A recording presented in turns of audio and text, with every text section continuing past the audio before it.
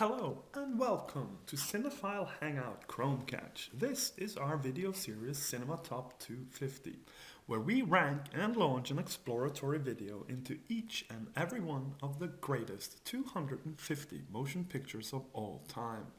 The top 10 will give you countdown style in order, the rest in no particular order.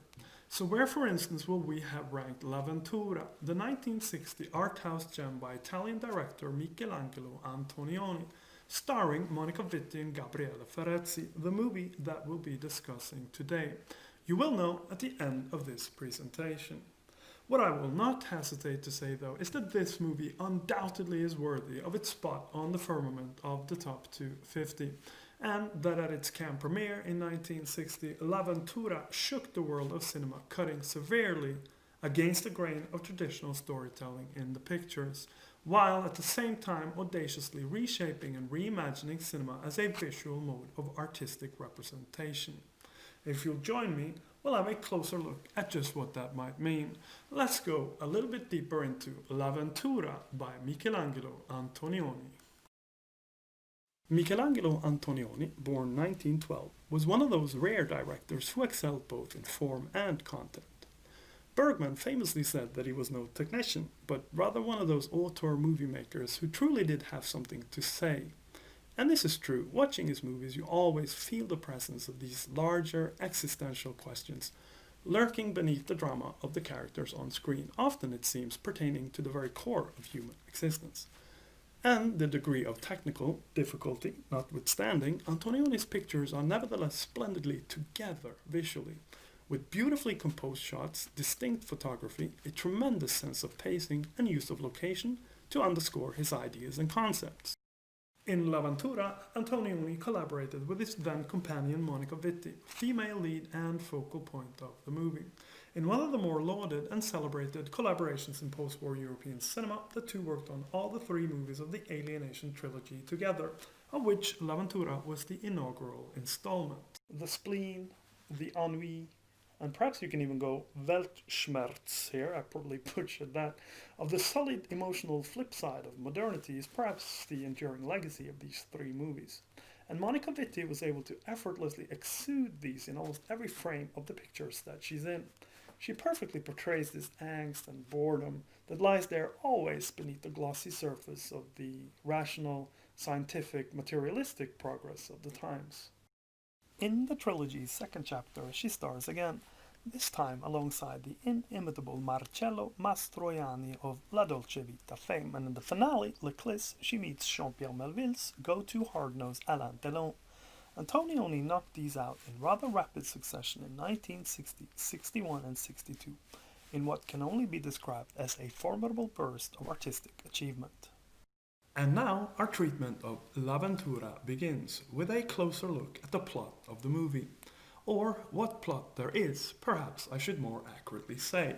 At any rate, it's time to meet our principals.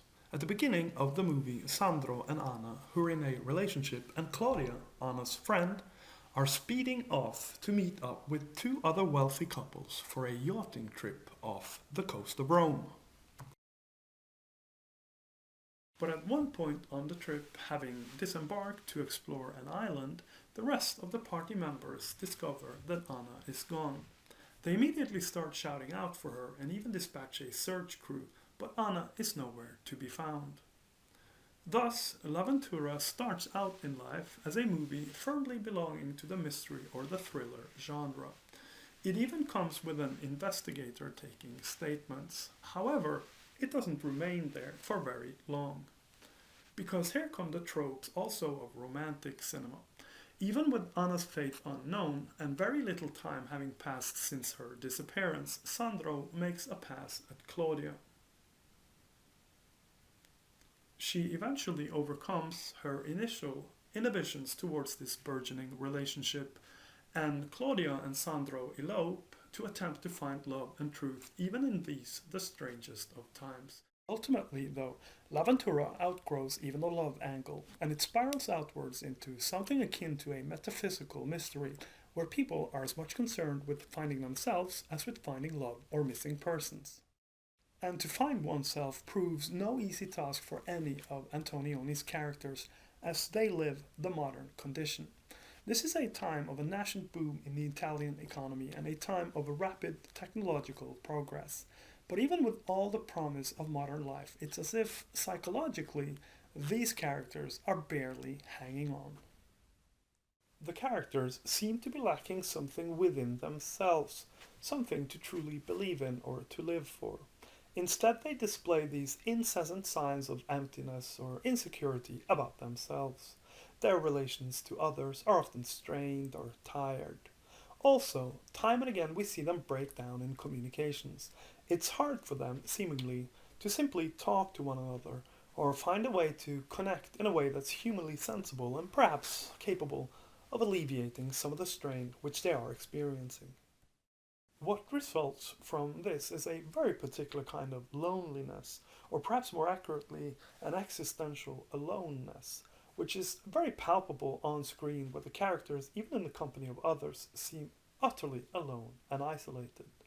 Now, this is a small group of people on an island sharing in the same predicament, but really it's as if each and every character were an island unto his or her own. Antonioni consciously ties the malcontent of the characters to contemporary society, not least through a powerful juxtaposition of the lush modernness of Sandro and Claudia to the Baroque architecture in one of the spots where their quote unquote search for Anna takes them. Sandro originally trained as an architect, and Claudia is now urging him back to his original callings, believing he still has a core capable of beauty and expression. But Sandro laments, these things were built for the ages, he says. Nowadays, you're lucky to put up something which can last a decade or two. What Sandro is grappling with is a central aspect to identity. He's now in connection with this profound sense of unfulfillment that stems ultimately from a perceived failure to live up to his own expectations to himself. The same way these buildings are reminders of a golden epoch, perhaps Sandro sees his own youth as this golden seed of the person that he was supposed to become. And now all you have is this day of reckoning where you have to contend with the fact that not all your aspirations will come true.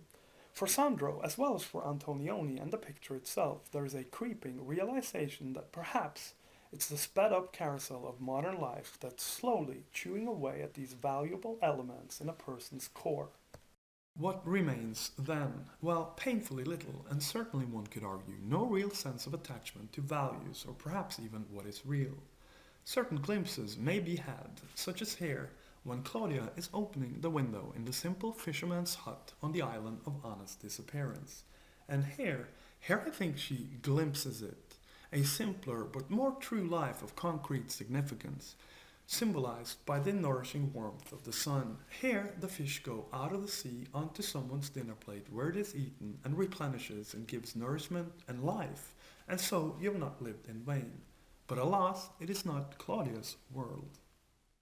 Because the characters are unable to latch on to something real and concrete, they also perceive very little of significance and substance in their own lives and actions. In the movie, the main symbol of this is a piece of clothing that Anna loans to Claudia prior to their disembarkment to the island where Anna later disappears. The morning after, when Claudia discovers she still has the piece of clothing and puts it on, it becomes apparent that it has foreshadowed the romantic developments between her and Sandro, that Claudia is stepping into Anna's being. The piece of clothing represents the roles the characters are filling, the roles having outgrown in importance and perhaps even reality the human being individuals who occupy them. In this later scene, Claudia is preparing for an evening, and she's put on a wig that makes her appearances even more uncannily resemble those of Anna's, and we're forced to ponder the question of why it seems so easy to simply replace another person, well, perhaps because there wasn't much there in the first place. Remember the theme of the characters not being able to self-realize or to reach their true potential. This is now the harrowing existential question that towers above all of Antonioni's characters in L'Avventura. Why are we not able to matter more and have more meaningful relationships with each other and with the world? And again, it's worth noting that Antonioni ties this malaise and inner crisis of his characters to the modern times specifically, as is perfectly embodied in this brief exchange between one of the married couples on the yachting trip. As the lady says that these islands that they're watching all once were volcanoes, that is to say, they had eruptive qualities, vitality, life, and the man quips back, perfect symbolism, that you've said all this before 12 years ago. A reference to a previous stage where things were not as stale and stagnant. And now, lastly, as far as the themes of the movie goes, we'll have a look at the role played by sex and physical attraction. In this scene, Sandro and Anna are meeting up at the beginning of the movie, having been more than a month apart. Judging from what we see later, they probably should have tried to talk to one another or to come to some sort of terms regarding their relationship. But here, as in other parts of the movie, sex is presented as that which the characters have in lieu of a deeper connection, and as such, it is in lockstep with the other thematic strains of the movie. Sex, too, is a symptom of the modern condition, a superficial and immediate release, the natural extension of living off your whims, unmoored, unprincipled. In this next section, we'll devote ourselves to the visual vocabulary employed by Antonioni in the movie. Lingering is what we've termed the first of the stylistic traits to be examined more closely. And it's the camera that lingers, often staying behind after the characters have gone and a scene has seemingly concluded. Or it's being brought in beforehand, before whatever action is necessary to capture to roll along the main narrative has fully begun to transpire, in a way that clearly exceeds the normal establishing shot. The technical term for this is temps mort, French for dead time or cinematic dead time, and it does produce some extraordinary effects, specifically because it does not advance the narrative any further. Rather, it builds and amplifies the moods or ambiance of a particular scene or development. It allows, as it were, echoes of the mental states of the characters, which may be mirrored or contrasted in their surroundings. The way that we saw Sandro's fears of artistic insignificance, right? They were brought almost doubly to life because they were set on the stage of a timeless place of architectural beauty. Other times, it may be the loneliness or the desperation of the characters that echo in ghost-like environments. It is almost an invitation to the viewer to take in fully, or more fully at any rate, the fate and development of the characters and to reflect on the true nature of what's unfolding before him. And as such, we think it must make watching the movie more of a subjective experience, more personal, intimate even perhaps. The creation of these pockets of afterthought or emotion is an extremely involving device. It encourages you to step outside of the isolated events taking place and being depicted, and rather live the story more as an emotional whole.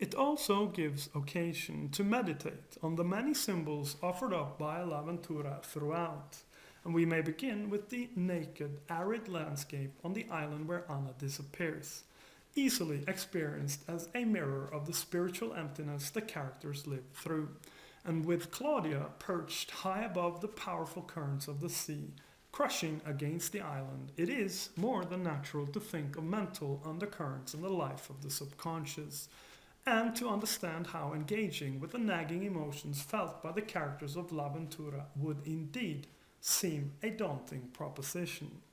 The play on the subconscious is quite elaborate, as the subterranean parts of the island is littered with vestiges of former civilizations.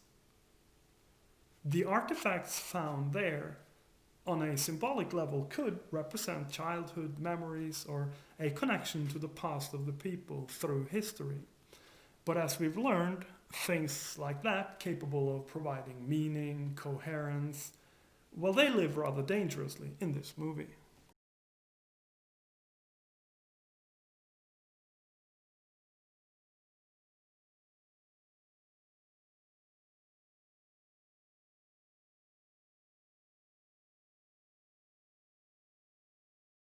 To offer a counterpoint, consider perhaps the scene of the bellmaker in Tarkovsky's Andrei Rublev. He is able to see in the roots below ground nourishing the majestic tree, stretching towards the heavens, something that gives meaning to suffering, laboring uncredited in the dark, the plight of the multitudes below the kings and princes of the world, mattering even to great art or to world history. Thus, his own artistic endeavors become rooted to history, to the people, to the whole spectrum of his own experiences and personal history, including loss and suffering, much in a way that Antonioni's characters never are allowed to achieve.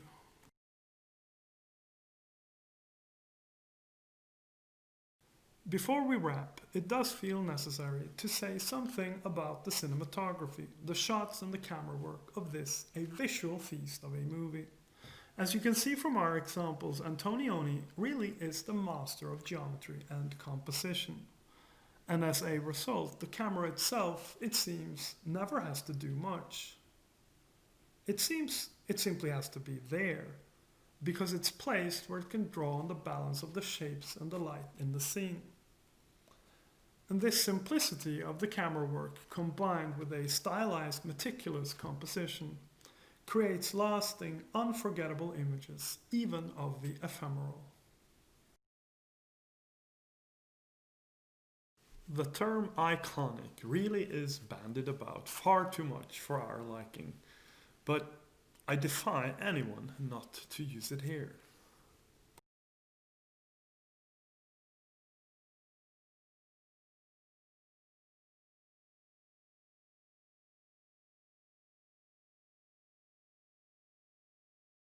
So, where, ultimately, does that leave us? In a ranking of the 250 greatest motion pictures of all time, where should L'Avventura land? Well, we believe that the craft and effort put into the visual expression of this movie, combined with its groundbreaking, irreverent really, experimentation and storytelling, has to propel it to the upper half of the list. Add to this the symbolism and the metaphorical qualities of the movie, and the fact that it tackles head on these large philosophical existential questions. This is a movie that commands your attention and demands your respect. We have L'Avventura by Michelangelo Antonioni, starring Monica Vitti and Gabriele Ferrezzi, ranked 107th on our list of the greatest 250 motion pictures of all time. Thank you for watching this Chromecatch presentation. Be sure to click subscribe here on our YouTube channel. We'll definitely need your support to get to 250 installments. Get behind us on Patreon at patreon.com/Chromecatch. Also, check out our podcast companion to this video series by searching for Chromecatch wherever you get your podcasts. And stay tuned for the next installment in the series.